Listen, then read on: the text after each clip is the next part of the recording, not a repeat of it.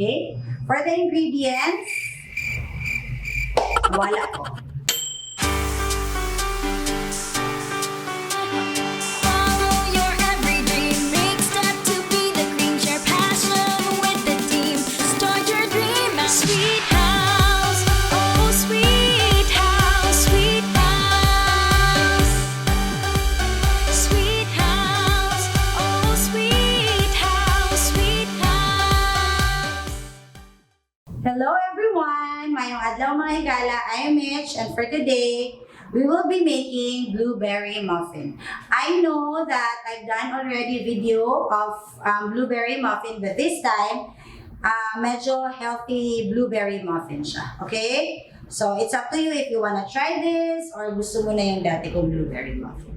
For the ingredients, I have here all-purpose flour for the muffin and then eggs, vanilla extract, baking powder, butter, all-purpose cream, brown sugar, and my DLA blueberry filling. Okay, you can buy this one at Sweet House. Then for the top part, the healthy part, I have here some flax seeds, I have some salt, rolled oats, flour, honey, and brown sugar. By the way, you can, if you want mas healthy, pwede mo i-change si brown sugar to cocoa sugar. Okay? And also, you can add some chia seeds. So, let's start with the muffin. I'm sorry, hindi pala tayo sa muffin mag-start. Let's start here. So, mix your honey and the rest of the ingredients for your topping ng muffin. If your honey is too sticky, pwede nyo yan siya i-heat muna.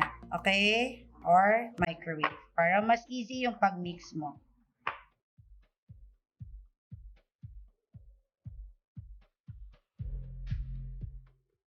Proceed tayo kay muffins.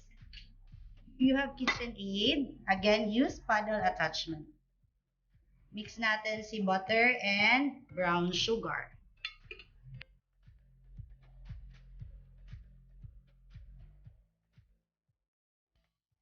Mix this one around 3 to 5 minutes.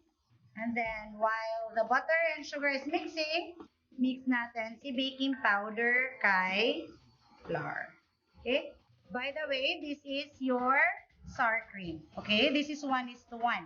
So you can make your own. That's 1 cup cream plus 1 tablespoon of your vinegar. You can use apple cider vinegar.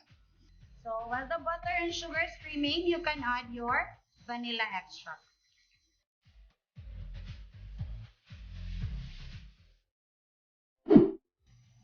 Okay, then alternately add na your dry ingredients and your cream. So, your flour mixture first. Then yung sour cream nyo.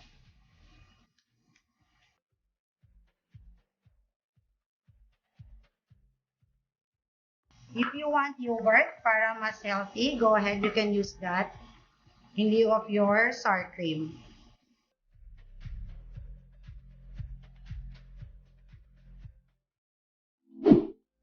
Just until ma-incorporate siya.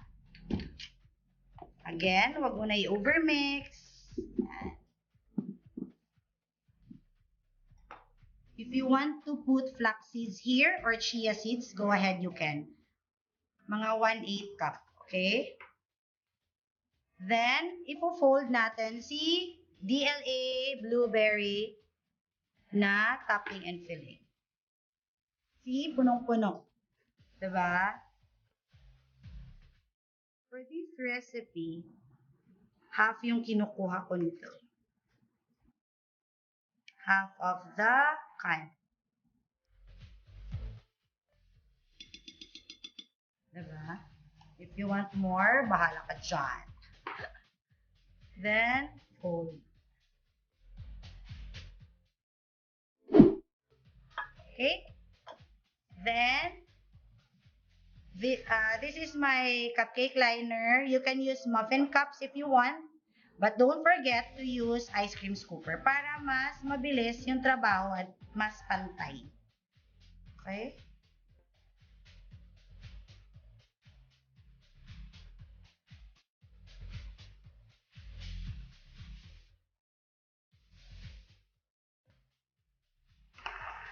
Then, for this,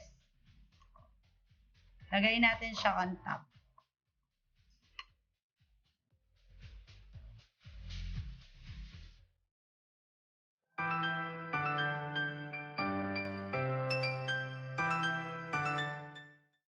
So, let's bake this one around 350 to 375. Medyo mas mainit because this is muffins, okay? If you're using electric oven, mas maganda if you turn on yung heat sa taas, okay? There you go, guys! Our blueberry muffins, okay? This is the healthier version. Again, thank you for watching. Don't forget to like and subscribe our YouTube channel.